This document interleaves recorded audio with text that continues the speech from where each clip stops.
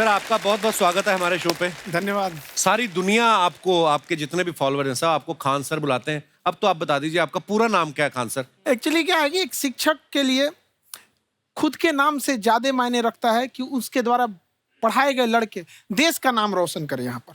तो वो लक्ष्य मेरे लिए ज्यादा इंपॉर्टेंट है, हमको अपने से नहीं ज्यादा मतलब नहीं। वाह। मैं खान सर के बारे में बता दूं कि इनका यूट्यूब पे जो एजुकेशनल चैनल है उसके 17 मिलियन मतलब 1,70,00,000 फॉलोअर्स ज्यादा हैं। है। अब 19 हो गए। 19 हो गए? बाप रे, क्या बात है, वाह। तो लॉकडाउन से पहले सर 30,000 थे। हाँ। एकदम लॉकडाउन के बाद जितनी आपकी सब्सक्रिप्शन बढ़ी है उतनी तो ओटीटी प्लेटफॉर्म्स की नहीं बढ़ी जितनी आपकी बढ़ गई। ये नेक काम की शुरुआत कैसे हुई थी खान सर? लॉकडाउन से पहले हम लोग ना ऐसे फिजिकली क्लास में ज्यादा पढ़ाते थे। अच्छा जी। क्लास में भी बहुत भीड़ रहती थी, लड़के पढ़ नहीं पाते थे। मजबूरी हो गई लॉकडाउन के बाद यूट्यूब पर पढ़ाना, क्योंकि दूसरा कोई ऑप्शन ही नहीं था। और हमको भी नहीं समझ में आया कि लोगों ने क्यों इतना ज्यादा सब्सक्राइब करते गए, क्योंकि हम तो वैसे ही पढ़ा रहे थे जैसे पहले पढ़ाते थे वहां पे। तो बस ये रहता है कि लड़कों को पढ़ाई से रिलेटेड उसको डाउट ना रह जाए कोई भी, क्योंकि जब हम लोग पढ़ते थे ना तो सबसे पीछे आते थे, हम लोग क्लास के पीछे बैठते थे। हम लोग मान लिए थे कि ये लोग बहुत अच्छे पढ़ने में, हम लोग का तो कुछ नहीं हो सकता है यहाँ पे। और घर वालों को भी लगता था तो जीव ले ला, कैसे भी काम चल जाएगा। बाद में हम लोग को पता चला ना कि टीचर की गड़बड़ी थी, हमारे ऊपर ब्लेम लगा दिया। सर आइए, बहुत बहुत स्वागत है आपका। वाकई एक्चुअली अगर पढ़ाने का तरीका इतना सरल हो, आसान हो, जैसे ना सर मुझे बचपन में ना मुझे हिस्ट्री का पढ़ने का बड़ा मजा आता था। बड़ा होके पता चला कि मेरा हिस्ट्री में तो था इंटरेस्ट, पर मुझे कहानियां पढ़ना अच्छा लगता था। आज मुझे थोड़ा लिखने का भी शौक है, एक आध कुछ शायद फ्यूचर में चल के आप वो भी कुछ ऐसा देखें। तो मतलब मुझे शौक है लिखने का। अब जाके समझ में आया कि वो क्यों अच्छा लगता था, उसमें कहानी होती थी। तो ये नहीं हमें पढ़ाया, हमें रट्टा मरवाते थे। तो ये जो आपका ये जो तरीका है ये बहुत ही बढ़िया है। काश हमारे समय में भी ऐसा होता, यूट्यूब पे अच्छे अच्छे शिक्षक होते।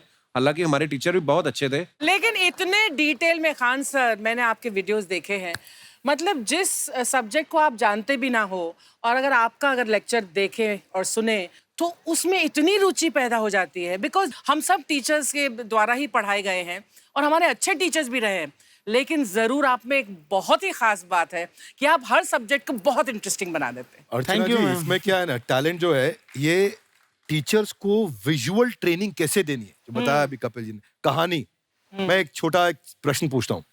असैसिनेशन की स्पेलिंग किसको मालूम है यार? लोग बिलीव नहीं करेंगे लेकिन मुझे मालूम है। असैसिनेशन की स्पेलिंग होती है भाई एस माने गधा, गधे के ऊपर एक और गधा, एक और एस, उसके ऊपर आई मतलब मैं पूरा, और मेरे ऊपर पूरा देश, नेशन। S I nation. तो ASSASSI, मैं ये जितना विजुअल कर दें पढ़ाने को, जितना आसान कर दें। वो याद नहीं होता था रेडियो किसने बनाया, बोला रेडियो चल नहीं रहा, इसको मार थप्पड़ मार, कोनी मार, कोनी मार, कोनी मार, कोनी ने बनाया। याद हो गया, मार कोनी ने बनाया। जितना विजुअल कर दो। जैसे आपने कहा कि कैसे किसी चीज को इतना अच्छा समझा देते हैं, वो आधे घंटे के क्लास के लिए पीछे 1 हफ्ते का मेहनत होता है। मैं ये भी पूछने वाली थी कि कितनी मेहनत लगती है आपको। वो डिपेंड करता है कि हम कब तक सेटिस्फाई नहीं हो जाते। अच्छा। कभी कभी तो कोई चीजें 2-2 महीने से अटकी हुई है, जब तक हम नहीं सेटिस्फाई होते, नहीं इसको ऐसे नहीं, अब लड़के समझे तब तक नहीं बताते उसे। कहते हैं ना, दुनिया ने मेरी बुलंदियां देखी, किसी ने पाँव के छाले नहीं देखे। क्या है ना कि हम लोग अपने स्टूडेंट लाइफ में इतना पीछे थे ना, कभी कभी अपने आप को से डर लगने लगता था, यार हम कहाँ आ गए, हमारा कुछ हो सकता है कि नहीं हो सकता है यहाँ पे। तो लेकिन ना कुछ सीखने का बड़ा शौक था। तो जैसे एक फिल्म बनाने से पहले डायरेक्टर कितने महीने की प्रैक्टिस करता है, 2 साल की मेहनत के बाद एक 3 घंटे की फिल्म बनाना पड़ता है। उस तरह से थोड़ा काफी मेहनत करना पड़ता है पीछे से, तब जाके समझ में आता है। और धीरे धीरे एक्सपीरियंस होने से थोड़ा समझ में आ जाता है कि क्या, कहाँ पे कौन सा चीज डाउट आएगा वहाँ पे। और आपसे पढ़ाई करने का ये भी फायदा है कि ये पीट नहीं सकते ना यूट्यूब चैनल से, अंदर से निकल के थप्पड़ भी नहीं मार सकते। हमें तो पीटा इतना है ना, हम तो मतलब टीचर से सवाल नहीं पूछ सकते थे। अभी बचपन में पूछ भी लिया ना कि सर सूरज कितना दूर है, तुझे जाना है उधर है। मतलब ये नहीं कि बच्चे के साथ दोस्ती करो, उसके साथ। आजकल माहौल बहुत बदल गया है। अब तो बच्चों की पिटाई भी नहीं होती, हमारे टाइम बड़ी पिटाई होती थी। हम भी कहते हैं, हमसे भी लड़के नहीं पूछते हैं, क्योंकि उन्हें पूछने की नौबत ही नहीं आती है। क्लियर हो जाता है ऐसे ही। वाह, क्या बात है। मैंने देखा है सर आपके फॉलोअर्स में रवीना टंडन भी है एक। तो जब आप आए, कितनी मुस्कुराहट आई खान साहब आपके। तो जब कभी आप कोई नया वीडियो डालते हैं तो आप उनको पर्सनली मैसेज करते हैं कि किसी अरे, चीज पे अरे। डाउट हो तो कॉल मी एनी टाइम, ऐसा करते हैं आप? अच्छा, विवेक सर के बारे में हमने सुना है कि किसी को बिजनेस रिलेटेड प्रॉब्लम हो तो ये 5 सेकंड के अंदर जवाब दे देते हैं। जब भाभी जी आपको तैयार होने के बाद पूछती मैं कैसी लग रही हूँ, 5 सेकंड में जवाब दे पाते हैं आप? देखिए, इसमें तो सभी लोग पीड़ित हैं और हर जगह, हर घर में ये जरूर सुना होगा सबने कि बच्चों के चक्कर में तुम्हारे साथ रह रही है, वरना तुमको तो कब का छोड़ के चली गई होती। ये बड़ी कॉमन बात है। So right. So right. Parmeet sir बोलते हैं आपको ऐसा? आप तो कभी नहीं बोलती होंगी। इनका उल्टा है, इनका एटीट्यूड पति वाला है वैसे, तो इसलिए। क्या प्रॉब्लम है? नहीं, कोई औरतों को problem। मतलब मर्दों से कम बिल्कुल मत समझो। नहीं ठीक है, पर ऐसे मुक्के वगैरह नहीं मारने चाहिए आपको। सर आपने अभी तक शादी नहीं की ना खान सर? नहीं। इतने पॉपुलर हो गए आप, आपका सेंस ऑफ ह्यूमर इतना अच्छा है, तो बड़े सारे प्रपोजल तो आते होंगे आपको। अभी तो इधर कुछ नहीं है ऐसा। खान सर पर्सनल सवालों का जवाब कम देते हैं। अच्छा, वैसे हम शादीशुदा लोगों को देखने के बाद हमको थोड़ा सा और अच्छा कई बार ना इंसान ज्यादा मोटिवेशनल स्पीकर्स को सुन लेना तब भी कंफ्यूज हो जाता है। कोई कहता है बड़े सपने देखो, गाड़ी लो, बैंक बैलेंस बनाओ। कोई कहता है कि इच्छाएं नहीं रखनी चाहिए, ये दुखों का कारण है। हम किसकी सुने गुरुजी? सुने सबकी, करे खुद की। जो दिल से निकले। दिल से निकले। क्योंकि जो सुनते हैं हम कई बार सुनते हैं और उसको खुद की प्रोसेसिंग करते ही नहीं है, और जब दूसरों की बातें सुनकर बिना प्रोसेस करके फॉलो करने लगते हैं, उसी को तो हम अंधश्रद्धा कहते हैं। बिल्कुल। उसको प्रोसेस करें, अपने दिल से जो रेजोनेट होता है उसको सोचे और फिर करें। मम्मी सुना, मेरी मम्मी के आगे डॉक्टर फेल है। मम्मी की जो सहेली ऑन द स्पॉट इसके साथ बैठी है, और इनको अगर कोई प्रॉब्लम है, फॉर एग्जाम्पल कोई शुगर की प्रॉब्लम है, तो उन्होंने जो बोल दिया वो अंतिम सत्य है। ले मैनू फलानी कहती है, ऐ खाड़ो तो ऐ हो जाता है। ये सवाल मैंने आपके लिए पूछा था mummy. I wanted to ask Khan sir कि आपका एक एपिसोड था ट्रेन के बारे में, कि ट्रेन में ऐसा क्यों होता है, शुरुआत में ऐसा हुआ था, ये यहाँ पर बोगी के लिए ये कनेक्शन, तो ये सोर्स क्या होते हैं आपके, कहाँ आपसे से सुन ढूंढ के लेंगी, लाते उसके हैं? बाद खुद का चैनल शुरू करेंगी। कुछ चीजें तो ऐसे डायरेक्टली मिल सकती हैं, और नहीं तो वहाँ ऑन द स्पॉट जाके वहाँ पे पूछ लेते। जो वर्कर होते हैं ना, उन लोग को ज्यादा आइडिया रहता है उन लोग से, वो पूछ लेते हैं कि ये कैसे काम करता है। तो वो ज्यादा कोशिश करते हैं कि हम किसी चीज को खुद से अगर जाने रहेंगे तो ज्यादा अच्छे से डिलीवर कर सकते हैं। तो कई बार वहाँ यार्ड वगैरह में भी चले जाते हैं पता करने के लिए। लेकिन बहुत इंटरेस्टिंग था। हवाई जहाज पर भी बनाइए। आप कहती हैं तो एक उस पर भी बना ही देंगे। बहुत शुक्रिया जी। अच्छा सर, कई बार ना माँ बाप भी, जो मैं ये कहूंगा कि उनकी गलती होती है कि अगर अब बच्चा आपका 4-5 साल का है, आप शुरू से उसके मन में डालना शुरू कर देते हो कि ये तो इंजीनियर बनेगा। हो सकता है बाप इंजीनियर हो, वो चाहता है कि जरूरी तो नहीं है। अब मेरे पिताजी पुलिस में थे जी, मेरे मामा सब आर्मी में थे, मैं अकेला इस फील्ड में निकला है। मुझे ये चीज अट्रैक्ट करती थी। ये कहाँ तक सही है सर?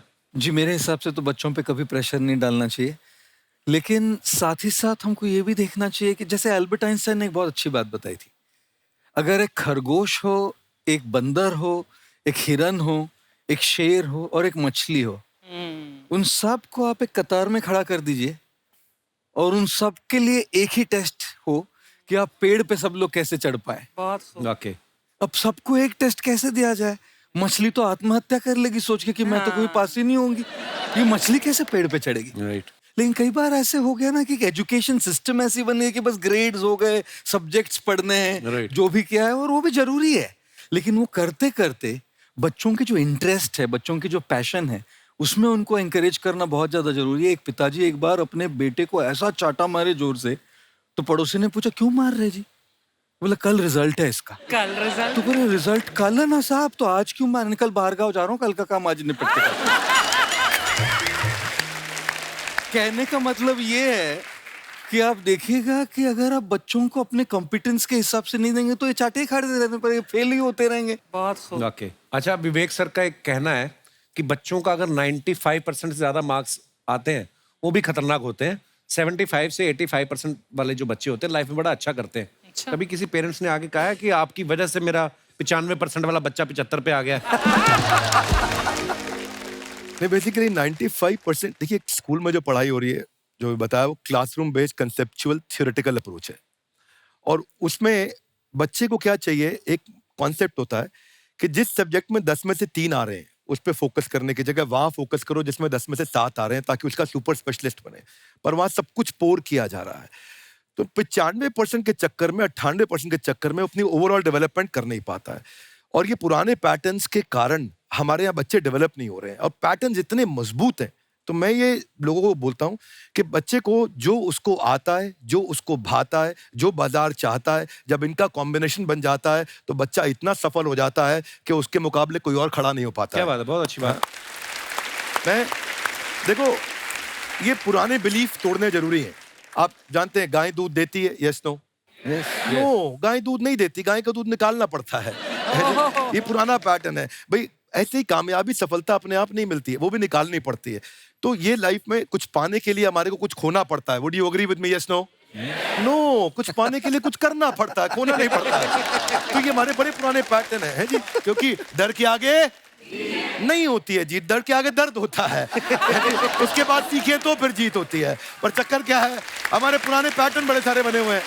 और वही पुराने पैटर्न के चक्कर में कि जितनी चादर उतना पैर पसारो। क्यों पसारो? डबल बेड की चादर लाओ, नई चादर लाओ, पैर बाहर निकालो, आगे बढ़ो। So we got to break those patterns. आगे निकलिए, बेटर बिलीफ्स डेवलप करिए, आसपास अच्छे लोगों की संगत रखिए, पैटर्न्स को बदलेंगे, चीजें बदलेंगी। जैसे अर्चना जी आप कह रही थी ना कि रेलगाड़ी के ऊपर कैसे वीडियो बनाया खान सर ने, ये एजुकेशन के साथ साथ कोई गंभीर विषय के ऊपर या कोई देश के ऊपर कोई ऐसा कोई मुद्दा, कोई करंट टॉपिक चल रहा है, उसके ऊपर भी वीडियो बनाते हैं। Yes, I've seen. अब मैंने सुना है कि आपको कोई धमकी वमकी, किसी हमला भी हुआ आपके ऊपर, हैं? क्या हुआ था वो? बम मार दिया था सर। हैं? आपके घर पे? हाँ, मेरे कोचिंग इंस्टीट्यूट पे 8-10 ठो फेंक दिया सब। क्यों? एक्चुअली हम पढ़ाई जो क्लासेज है तो उसके हम बहुत कम फी लेते हैं। नॉमिनल, अभी भी कोई लड़का क्लास करना चाहता है, पूरा सब्जेक्ट 200 में कर लेता है। फीस ही हो पूरे सिलेबस की 200 रुपए? हाँ। तो बाकियों को थोड़ा सा प्रॉब्लम आने लगा। और हमको समझाएं, हम क्या, हमको क्या दिक्कत है, क्योंकि बहुत सारे लड़के, जब हम लोग अपने स्टूडेंट लाइफ में थे, इंटरमीडिएट क्रॉस किए थे, तो हमारे साथ के कुछ लड़के पढ़ने के लिए चले गए थे दिल्ली, उनको यूपीएससी निकालने के लिए चले गए थे। हालांकि जो गए थे उनमें किसी का नहीं हुआ।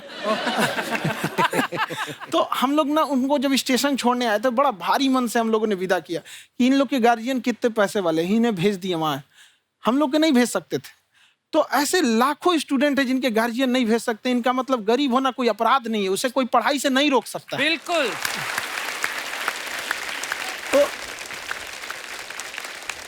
तो हमने ठान लिया था कि कभी अगर मौका मिलेगा तो उसको हम जरूर कम करेंगे। तो इस साल हमको मौका मिला, तो वो जो टफेस्ट एग्जाम है इंडिया का, यूपीएससी, उसकी 2.5 लाख की फीस को हम 7,500 में कर दिए। और सेम, बहुत बढ़िया, वेरी गुड। बहुत अच्छा।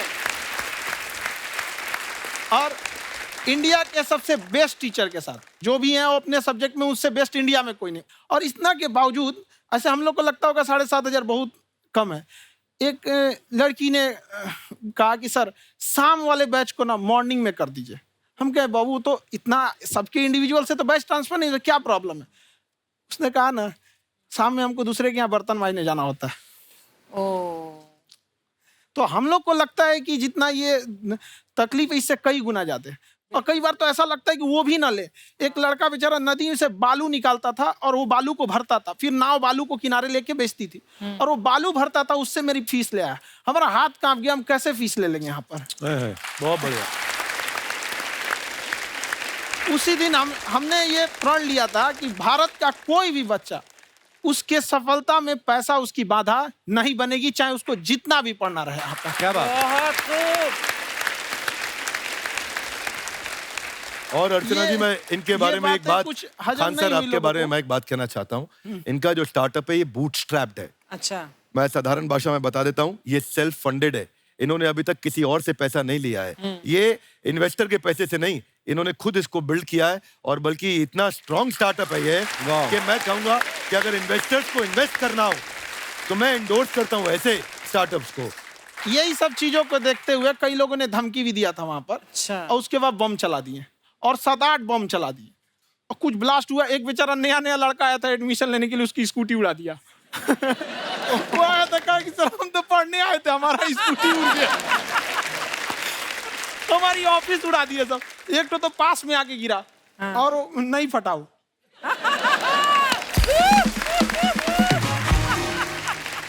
बाद में बहुत सारे लोग धमकियां दिए, लेकिन कहते हैं ना सूरज कितना भी तेज चमक ले समंदर नहीं सुखा सकता। वाह वाह वाह, क्या बात है। मैम एक्चुअली ये फीस कम करने का एक और रीजन है। 2.5 लाख 3 लाख की जो फीस में सब लोग पढ़ाई अफोर्ड नहीं कर पाते हैं, इसलिए वो कुछ ही लोग अफोर्ड कर पाते हैं, तो उनका मेंटल लेवल तो बहुत ऊपर चला जाता है, लेकिन एक पूरे देश का मेंटल लेवल थोड़ा सा स्टेबल नहीं हो पाता। तो जब फीस कम रहेगी तो हर वो लड़का तैयारी करने के लिए आगे आएगा जिसका सपना है देश के लिए कुछ करने का। सीटें लिमिटेड हैं, उन्हें को मिलेगी, लेकिन जिन्हें नहीं मिलेगी उसे मिलेगा देश का एक जिम्मेदार नागरिक। तो इस देश को बदलना। क्या बात है। हम लोग विश्व गुरु कहे जाते थे, क्यों? क्योंकि दुनिया से लोग हमारे यहाँ पढ़ने आए थे। चाइना से ह्वेनसांग आया, फायान आया, आज कोई नहीं आता है। हम लोग का उद्देश्य एक समय आएगा जो फिर आएंगे यहाँ पढ़ने के लिए। क्या बात है सर। पर आप देखो अर्चना जी, सबसे ज्यादा IPS IAS बिहार से निकलते हैं। आप Yes, देखो पढ़ाई लिखाई में पॉलिटिशियन बहुत बड़े बड़े निकले हैं, तो ऐसा नहीं है हर जगह ऑप्शन हर भी नहीं है प्रकार वहाँ के लोग पे, होते हैं। इंडस्ट्री नहीं है, खेती करेगा तो कोई खास वो नहीं रहे, ऑप्शन भी नहीं है। सही बात है। बिहार की मिट्टी में एक चीज है, जिद तो बहुत जबरदस्त है। कुछ भी नहीं रहेगा तो सब कुछ पाने का उसको जिद रहेगा, करके भी दिखा देगा वहाँ पे। कर देंगे। विवेक सर, आपके बारे में हमने सुना एक बार आप संन्यास लेने चले गए थे। कौन वापस लेके आया आपको? फिर कहाँ तक पहुंच गए थे आप? नहीं, मैं MBA की पढ़ाई के बाद मैं ये सोचा था कि अपना जीवन भगवान की सेवा में समर्पित कर दूं। अच्छा जी। बहुत साल मैं वृंदावन में रहा था और गुरुकुल में रहा था। अच्छा। और वहाँ सेवा करना, बहुत अच्छी शिक्षा मिली। मैं बोलता हूँ मेरी असली MBA वही थी, मोस्ट ब्यूटीफुल एसोसिएशन। वाह। और मैं वहाँ भगवत गीता पढ़ी, जहाँ मुझे गीता से लगाव हुआ। तो मेरे गुरुजी का आदेश था कि आप भगवत गीता को बिजनेस मैनेजमेंट के साथ जोड़ के देश दुनिया में बताओ। मेरे को लगा बड़ा मुश्किल काम है। मैंने बाद में देखा कि डॉक्टर स्टीफन कॉवी, जिनकी किताब है 7 habits of highly effective people, आप सबने पढ़ी होगी, उन्होंने बोला मैंने 7 हैबिट भगवत गीता से लिए। और हमारे देश के लोग ऐसे हैं जो मेरी किताब पढ़ते हैं, जो कि 3.5 मिलियन कॉपीज बिक चुकी हैं, और भारत में भगवत गीता नहीं पढ़ते। तो मुझे लगा कि मैं गीता विद मैनेजमेंट के ऊपर आकर के बातचीत करूं। मुझे लगा बहुत कठिन होगा, पर मेरे गुरुजी का आदेश था कि कठिनाई आपको तभी तक दिखेगी जब कठिनाई को देखोगे। तो एक छोटा उन्होंने मुझे बताया, पूछा कि इस कमरे में लाल रंग कितनी जगह है, देखो आप भी एक बार जरा देख के बताओ। कुछ 7-8 जगह लाल रंग दिख रहा है यहाँ पे आपको? 1 ये 2, वो लाल रंग टी शर्ट पे 3 4 5, ये लाल हो गया 6, उधर लाल हो गया 7, एप्पल लाल, बिल्कुल ठीक 7। पर जब आप लाल रंग ढूंढ रहे थे तो क्या आपको हरा रंग दिख रहा था? Yes no?